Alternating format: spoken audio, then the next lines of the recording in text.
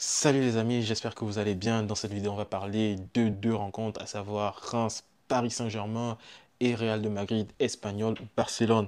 Pour commencer par la rencontre qui opposait Reims face au Paris Saint-Germain, les Rémois, pardon, recevaient le Paris Saint-Germain à domicile et ils ont fait bonne figure. Franchement, le Reims de Lucas Elsner a fait bonne figure. Le Reims de Lucas Elsner a su mettre en place les préceptes que ce coach-là avait déjà eu à appliquer avec le Havre. Parce que si vous vous souvenez, c'est le même Lucas Elsner qui, avec le Havre, avait réussi à décrocher un match nul du côté du Paris Saint-Germain. Cette fois-ci, il est avec Reims et il coachait cette équipe. Du coup, on se retrouve avec une équipe de départ du Paris Saint-Germain vraiment hybride, avec des joueurs qu'on n'a pas du tout l'habitude de voir à certains postes. Habituellement, on a Habituellement, on a Warren Zaïre-Emery qui joue généralement dans le milieu de terrain, qui s'est plutôt sur ce match-là retrouvé latéral droit. On a Beraldo qui lui est défenseur central qui s'est retrouvé latéral gauche. On a Désiré Doué qui s'est retrouvé en faux neuf alors qu'habituellement, soit il est milieu offensif, soit il est alors attaquant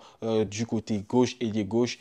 On a Randal Colomwani qui s'est retrouvé à être ailier droit alors que c'est un numéro 9 que du moins on le connaît plus en tant que numéro 9 et cela s'est vu, cela s'est senti, les automatismes n'étaient pas au point. Au milieu de terrain, on avait un Vitinha qui revient de blessure, un Vitinha pas du tout pour ma part remis, pas du tout en forme pour pouvoir reprendre et faire en 90 minutes de match de Ligue 1.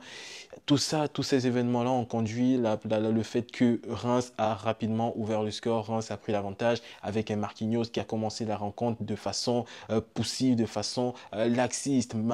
Pour ma part, Marquinhos avait une attitude assez conservatrice. Il faisait beaucoup de passes en retrait, aucune passe vers l'avant qui permet, par exemple, de donner de la vitesse au jeu, d'accélérer le jeu pour pouvoir prendre cette équipe de Reims-là en vitesse. Malheureusement, c'était assez moribond. Une fois de plus, on a dû attendre l'entrée en jeu d'Ousmane Dembélé. J'ai l'impression qu'il y a une Ousmane Dembélé dépendance qui est en train de se créer du côté du Paris Saint-Germain et cela c'est dangereux. Mais néanmoins, il entre en cours de jeu, il réussit à mettre le but égalisateur et ainsi sauver Yamal du Paris Saint-Germain. On aurait même pu croire qu'à certains moments que le Paris Saint-Germain aurait pu prouver la capacité de gagner cette rencontre. Cela n'a pas été le cas. Bradley Barcola, depuis son retour de trêve internationale, il est pour ma part c'est assez compliqué, c'est assez difficile. Il n'est pas mauvais, mais il n'est pas très bon non plus. Il est dans une lignée moyenne de ses performances. Mais on va aussi dire qu'il n'est pas beaucoup aidé par les milieux de terrain qui l'accompagnent. Pour ma part, Bradley Barcola, comme à l'instar de Kylian Mbappé, est un bouffeur d'espace, est un joueur de profondeur, mais malheureusement a toujours vouloir lui donner le ballon au pied. Vous ne lui permettez pas de prendre de la vitesse et de prendre ses adversaires de vitesse. Donc, Luis Enrique, qu'est-ce qu'il doit faire? Peut-être refaire approfondir son effectif durant la trêve hivernale, durant le mercato d'hiver. Et pour ma part, c'est l'un des points sensibles. Il doit trouver une doublure à Bradley Barcola, il doit trouver une doublure à Nuno Mendes, parce que sans cela, ça va devenir très compliqué de jouer sur tous les tableaux pour le Paris Saint-Germain.